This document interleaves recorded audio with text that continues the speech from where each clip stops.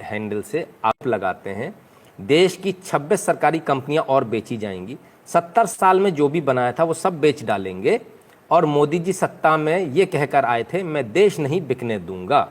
बिल्कुल ठीक बात है, ऐसा ही कहा था, मुझे भी याद है। मतलब देश में कुछ भी बिकने से नहीं बचने दूंगा, मोदी है तो यही मुमकिन है, स्टॉप सेलिंग इंडिया। नीचे इन्होंने एक ट्वीट को ट्वीट किया, वो ट्वीट डिसइन्वेस्टमेंट से रिलेटेड है, डिसइन्वेस्टमेंट का, ठीक है, क्लियर है। वेदर कवर इंडस्ट्रियल्स, धन्यवाद बहुत बहुत आपका कंट्रीब्यूशन के लिए। तो ये आप देखिए, डिसइन्वेस्टमेंट को लेकर इन्होंने बोला कि ये चीज़ें बेच रही है सरकार, अच्छी बात है, इसमें कोई दो राय नहीं है कि भारत सरकार डिसइन्वेस्टमेंट कर रही है, इसमें कोई दो राय नहीं है, ये बिल्कुल सच है, इसमें कहीं भी गलत नहीं है। लेकिन डिसइन्वेस्टमेंट को देश बेचना कहा जाता है क्या? डिसइन्वेस्टमेंट को देश बेचना कहा जाता है तो चलिए हम थोड़ा सा आपको एक सरकारी वेबसाइट पर ले चलते हैं। अपनी बात नहीं करूंगा मैं करूंगा तो गड़बड़ हो जाएगी, तो मैं सरकारी वेबसाइट पे ले जाता हूं। कौन सी वाली वेबसाइट पे ले जाऊंगा आपको? भारत सरकार के 3 शेयर वाली। इस सरकारी वेबसाइट का नाम है department of investment and public asset management, ठीक है, DIPAM.gov.in दिखा रहा हूं मैं आपको, और करीब से दिखा देता हूं, ठीक है, भारत सरकार की वेबसाइट दिखाऊंगा साहब, इसके अलावा नहीं। अब मैं 2009 और 10 की बात करूंगा डिसइन्वेस्टमेंट की। क्या है? Past disinvestment. कौन से फाइनेंशियल ईयर के? 2009 और 10 के। 9 और 10 में किसकी सरकार थी? सोनिया गांधी सरकार थी, मनमोहन सिंह सरकार थी। कितने डिसइन्वेस्टमेंट हुए जरा मैं आपको दिखाऊं तो जरा देख लीजिए। NHPC का डिसइन्वेस्टमेंट हुआ, name of CPSES, NHPC, oil India limited, NTPC, rural electrification, NMDC। कितने हो गए? 1 2 3 4 5, एक साल में 5, ठीक है, सिर्फ 2009 और 10 में। चलिए अब मैं तो 2010 और 11 में आपको ले चलता हूँ, ठीक है, फाइनेंशियल ईयर 2010 एंड 11। ये भी कौन सी सरकार है? सोनिया गांधी सरकार, right. SJVN limited, engineers India limited, coal India limited, power grid corporation of India limited, MOIL और shipping corporation of India limited. ये बेच मारे इन्होंने। पहले कितने बेचे थे? 5, अब 6 7 8 9 10 11, कितने हो गए? 11। 2 साल में 11 पे पहुंच गई कहानी। चलिए थोड़ा और आता हूं आपके 11 और 12 में, वही सोनिया गांधी सरकार, मनमोहन सरकार। 12 हो गए थे, कितने हो गए थे? 11 हो गए थे, right. Power finance PFC limited and oil and natural gas corporation limited, इन 2 का इन्वेस्टमेंट और 12 13 हो गए, ठीक है साहब। और देखिए और कितने इन्होंने डिसइन्वेस्टमेंट किए, कितनी कंपनियां इन्होंने बेची। अब हम भी कहते हैं कांग्रेस ने भारत को बेचा था। अब 12-13 की बात करूंगा, 2012 और 13 में कितनी कंपनियां बेची। चलिए आ जाइए।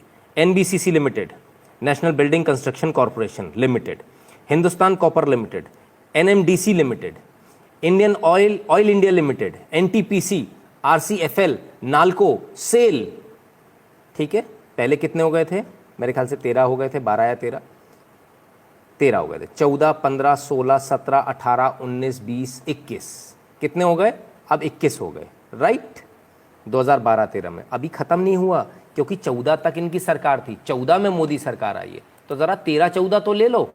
अब खोल रहा हूं 13 और 14 का चिट्ठा, और ये रहा 13 और 14 आपके स्क्रीन पर जो भरा पड़ा है, ठीक है। ये शुरुआत किसने करी? आ जाइए ऊपर से ले लेते हैं, ठीक है। कितने हो गए थे मुझे अब याद भी नहीं है, बहरहाल। NHPC, Bharat heavy electrical engineers India limited, NMDC, power grid corporation of India, CPSE exchange trade funded, Indian oil corporation, national fertilizers limited, MMTC, Hindustan copper limited, Indian tourism development corporation limited, state trading corporation और NLC limited, ठीक है साहब। ये इतने सारे। अब उल्ट वापस गिन देता हूं, 1 2 3 4 5 6 7 8 9 10 11 12 13, ठीक है। 13 और 14 15 16 17 18 19 20 21, ठीक है। 22 23, ठीक है। 24 25 26 27 28 29 30 31 32 33 34 34 बार 2000। ये आंकड़े 2009 से अवेलेबल है हमारे पास में इस वेबसाइट के ऊपर। 2009 से पीछे के आंकड़े नहीं है, ये तो सिर्फ 2009 से बता रहा हूं, सिर्फ 2009 से 2013-14 तक। कितनी बार? 34 बार भारत को बेचा इन्होंने। अगर डिसइन्वेस्टमेंट को बेचना कहते हैं, कितने हद हो गई, हद है बेईमानी की। 34 डिसइन्वेस्टमेंट्स आपने किए, 34। और जब ये सरकार करती तो उसी डिसइन्वेस्टमेंट को आप कहते हो भारत बेचा जा रहा है। तब आपने तो 34 बार बेचा, सोनिया गांधी सरकार ने तो 34 बार बेचा देश को। तो देश को जवाब देंगे कि 34 बार क्यों बेचा। ये झूठ कब तक चलेगा। एक तरफ आप क्या शिकायत करते हो, रेल में जाते हैं तो सुविधाएं नहीं मिल रही, जब तेजस जैसी ट्रेन चलती है तो क्या बोलते हैं, रेलवे का प्राइवेटाइजेशन हो रहा है। बीएसएनएल की सिम नहीं खरीदेंगे, खरीदेंगे जियो की सिम, लेकिन जिंदा बीएसएनएल चाहिए। कैसे हो जाएगा भाई, मेरे पैसे के टैक्स के पैसे पर मैं तो तैयार नहीं हूं। या तो आप बीएसएनएल की सिम खरीदो, या बीएसएनएल वाले अपनी क्वालिटी में इतना सुधार लाएं कि लोग उनकी सिम खरीदें। उन्होंने खरीदनी नहीं है, उनका रवैया बदलता नहीं है। आप सरकारी हॉस्पिटल में चले जाइए, वहाँ भी यही हाल है। जब सब जगह यही हाल है तो लोग क्या बोलते हैं, अरे यार इससे तो प्राइवेट में बड़ा अच्छा है। आप जाइए जियो के काउंटर पर और बस अंगूठा लगाना है आपको, और आपको सिम दे देता है और चालू हो जाती है। बीएसएनएल वाला एक दिन में भी चालू करता है सिम, तो भी एहसान दिखाकर करता है कि देखो मैंने तुम्हारी सिम जल्दी चालू करा दी। राइट, ये है। ऑयल इंडिया एनएचपीसी 2-3 बार आ गए। हाँ बिल्कुल 2-3 बार आएंगे सर, क्योंकि इसका 2-3 बार डिसइन्वेस्टमेंट हुआ है, एक बार नहीं हुआ है। जितनी बार हुआ, जितने फाइनेंशियल ईयर में हुआ उतनी फाइनेंशियल ईयर में दिखाया। और आज फिर से एनएचपीसी और इन सब का नाम आपको दोबारा मिल जाएगा, ऐसा नहीं है कि नहीं मिलेगा। क्योंकि स्टेक ऑफलोड जो होती है, सरकार की जो भागीदारी है, वो एक बार में पूरी खत्म नहीं करती सरकार, थोड़ा थोड़ा करके ऑफलोड करते। कभी 5% कर दिया डिसइन्वेस्टमेंट, कभी 10% कर दिया, सरकार को जब जितना डिसइन्वेस्टमेंट जरूरी लगता है। Right, so it is not कि एक ही बार होगा। ठीक है, तब जाना प्राइवेट में है इलाज कराने, सिम प्राइवेट चाहिए है, बैंक प्राइवेट चाहिए है, सब कुछ प्राइवेट चाहिए, तो ये सरकारी क्यों रखें फिर, जब हम सब कुछ प्राइवेट में ही जाना है। प्राइवेट में सुविधाएं अच्छी मिलती हैं, घर पे आके बैंक वाला खाता खोल देता है, आपके ऊपर उल्टे सीधे चार्जेस नहीं लगते, लगते हैं तो आप कंप्लेंट करते हो तो वापस आ जाते हैं। स्टेट बैंक में सुनवाई नहीं होती है, होता है ना आपके साथ, मेरे साथ भी हुआ है, ज़बरदस्ती का मेरे ऊपर डेबिट लगा दिया। ठीक है ना, तो ये तमाम सारी चीज़ें, जब ये सारी चीज़ें हैं, सरकारी स्कूल में बच्चे को पढ़ाना नहीं, प्राइवेट में पढ़ाना, तो फिर आखिर इन स्कूल को, बिल्डिंगों को, इन बड़े बड़े टेलीफोन एक्सचेंज को, इन बड़े बड़े बैंक्स को खोलने का फ़ायदा क्या है। क्यों इसके लिए हम लोग पैसा दे रहे हैं, इनकी तनख्वाहों के लिए क्यों पैसा दे रहे हैं, इसकी कोई आवश्यकता नहीं है। सरकार भी डिसइन्वेस्टमेंट इसी प्रक्रिया के तहत करती है। सुधीर द्विवेदी जी बहुत बहुत धन्यवाद आपका। तो जब ये डिसइन्वेस्टमेंट होता है, डिसइन्वेस्टमेंट को एक जामा आजकल जो व्हाट्सएप यूनिवर्सिटी वाले अनपढ़ जो पढ़ा रहे हैं, वो ये पढ़ा रहे हैं देश बिक रहा है। तो भाई देश 34 बार बेचा, 2009 से 2013-14 तक 34 टाइम्स। और ये मैं नहीं कह रहा हूँ, अगर आपको मेरे आंकड़ों पर कहीं से भी शक है तो आप कुछ मत कीजिए, आप इस सरकारी वेबसाइट पर चले जाइए, और ये इस वेबसाइट को अच्छे से दिखा देता हूँ, देख लीजिए, dipam.gov.in। ठीक है, उसमें आपको सब कुछ, सारे आंकड़े मिल जाएंगे। चिराग जी बहुत बहुत धन्यवाद आपका। क्लियर है, बिल्कुल क्लियर है। आप लोगों को जो बेवकूफ़ बार बार बनाया जा रहा है उसमें समझ में आ रहा है क्या हो रहा है क्या नहीं हो रहा है। ठीक है, और ये जो सारी चीज़ें हैं, डिसइन्वेस्टमेंट इसलिए नहीं होता कि हमको इसको प्राइवेट कर देना है, बेच देना है। इसका मतलब ये होता है हमें इसकी कार्य कुशलता बढ़ानी, कार्य क्षमता बढ़ानी। पीपीपी पे जाती हैं चीज़ें, पब्लिक प्राइवेट पार्टनरशिप। ठीक है ना, उस पर जाती हैं चीज़ें। कोई बेच नहीं रहा, कुछ नहीं बिक रहा है, सड़कें कोई बिक नहीं जा रही, जो सड़कें बन रही हैं जिन पर आप चलते हैं। आप एक बात बताइए, सरकारी सड़कें थी तब कैसे चलते थे? 300 किलोमीटर चलने में कितना समय लगता था आपको?